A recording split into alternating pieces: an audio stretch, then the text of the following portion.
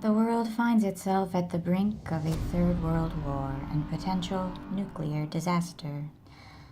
Electing a Hillary Clinton or a Donald Trump or any other state leader will not bring an end to the endless war, the killing, the torture, the destruction.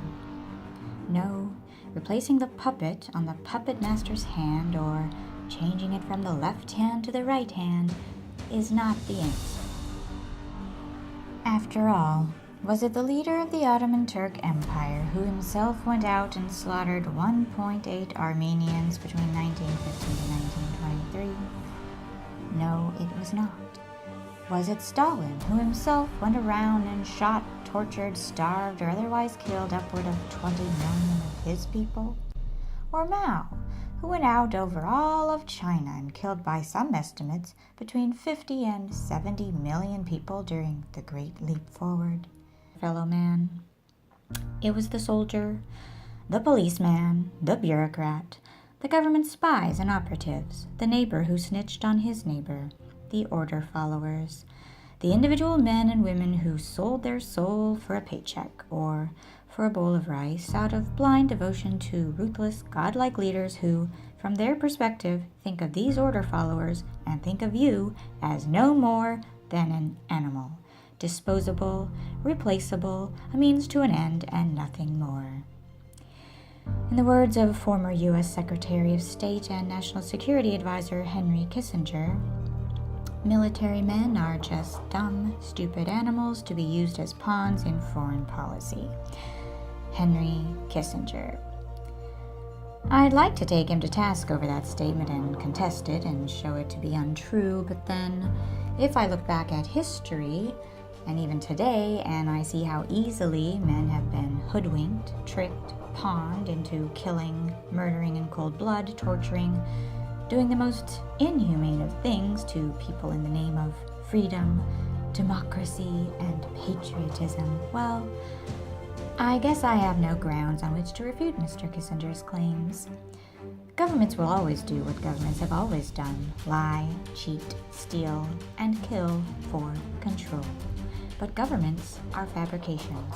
They are human constructs of the mind. They have no real power without the people who comprise them and the order followers who enforce their draconian laws without any critical thought. Without you, the individual, the order followers, their little chess game is over. I would now like to read an excerpt from what I refer to as a factional novel entitled Will, written by Todd Borho, who, in the interest of full disclosure, is my brother, of whom I am very proud.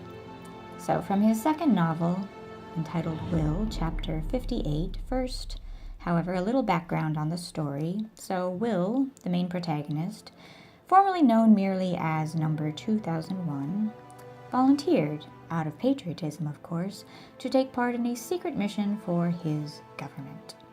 What they did to him, though, was not of his knowing nor of his free will.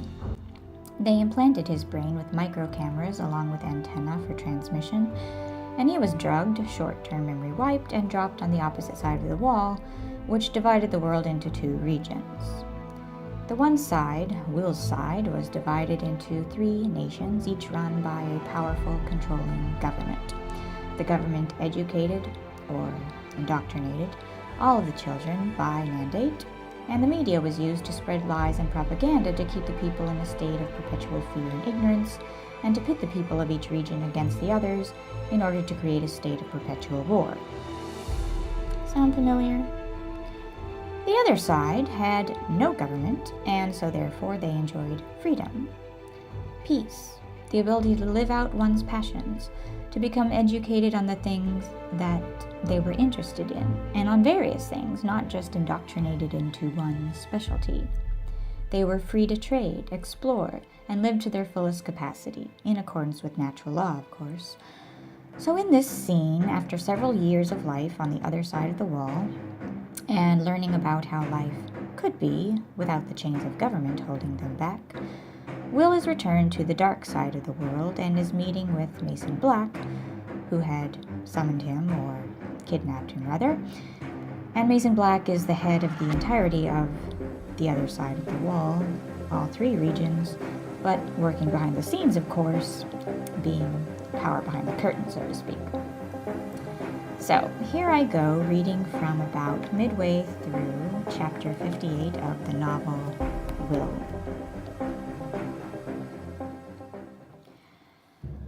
You're wrong. Violent coercion is never necessary, and in fact, it is in opposition to natural law, Will said defiantly. Mason Black's face lit up with dark amusement. Who was this, a slave, speaking of natural law? What do you know of such things? Mason asked with great curiosity in his voice. I know a great deal more than you might imagine, Mr. Black.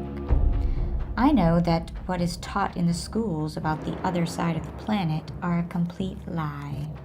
There is peace and freedom there, not chaos. And here, where we are taught there is freedom, there is chaos and slavery.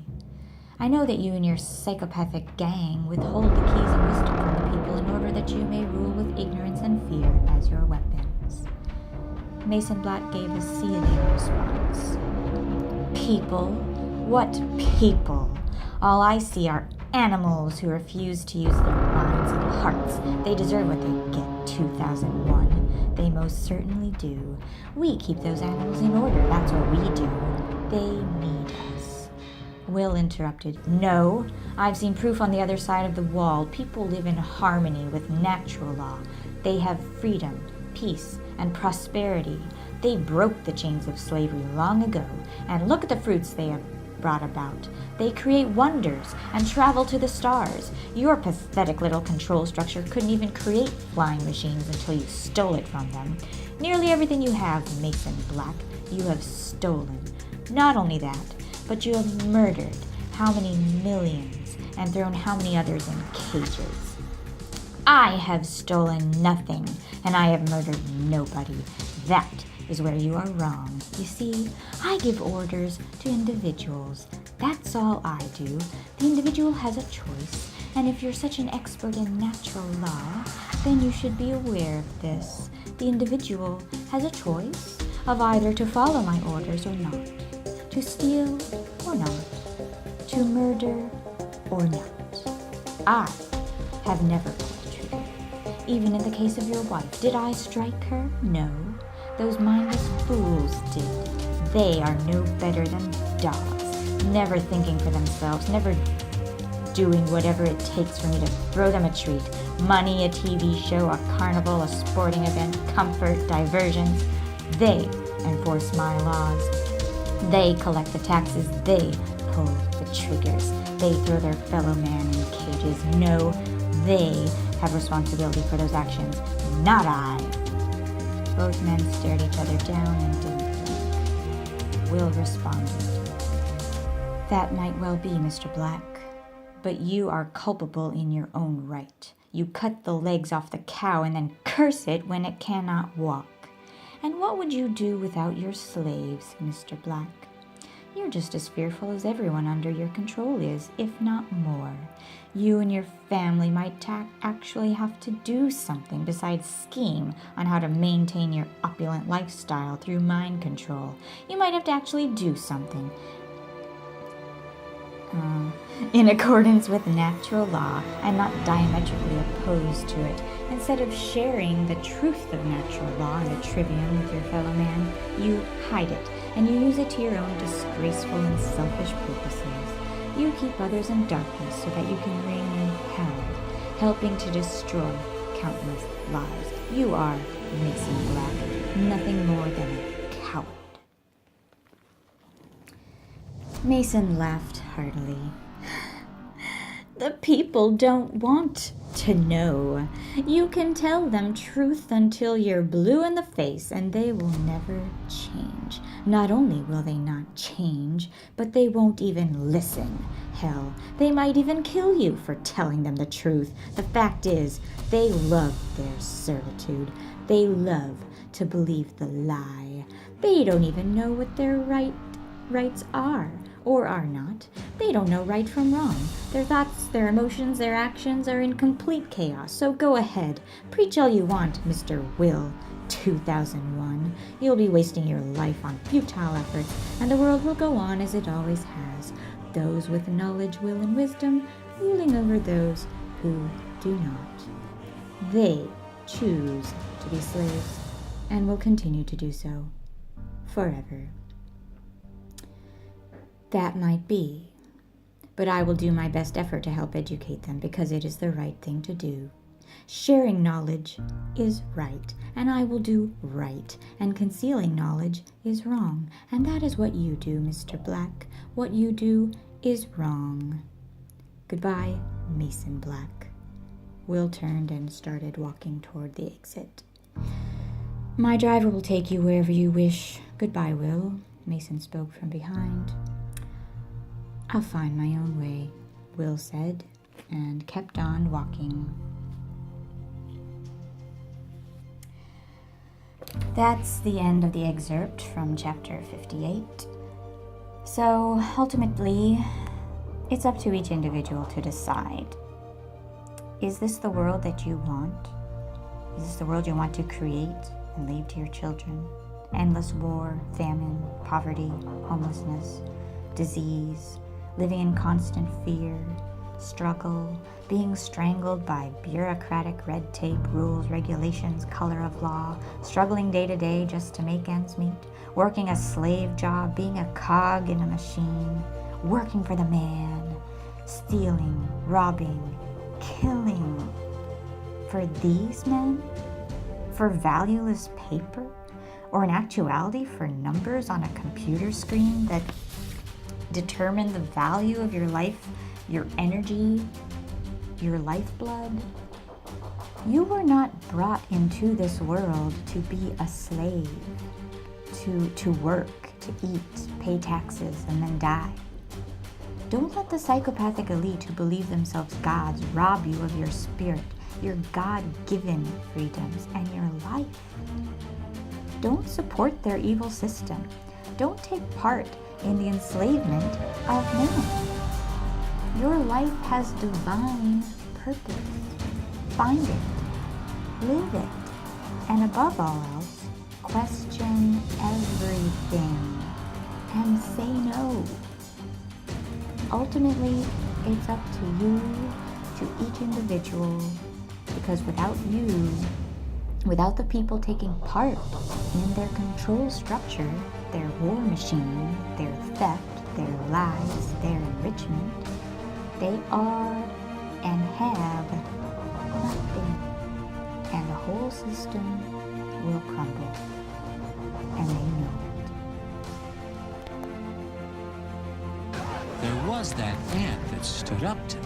Yeah, but we can forget about him. Yeah, it was just one ant. One ant. Yeah, you're right. It's just one ant. Yeah, boss, they're puny. Puny? Say, let's pretend this grain is a puny little ant. Did that hurt? Nope. Well, how about this one? Are you kidding? How about this?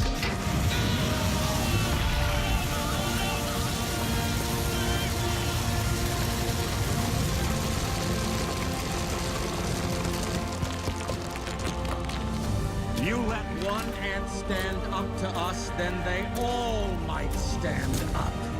Those puny little ants outnumber us 100 to 1. And if they ever figure that out, there goes our way of life. It's not about food. It's about keeping those ants in line. That's why we're going back. Does anybody else want to stay?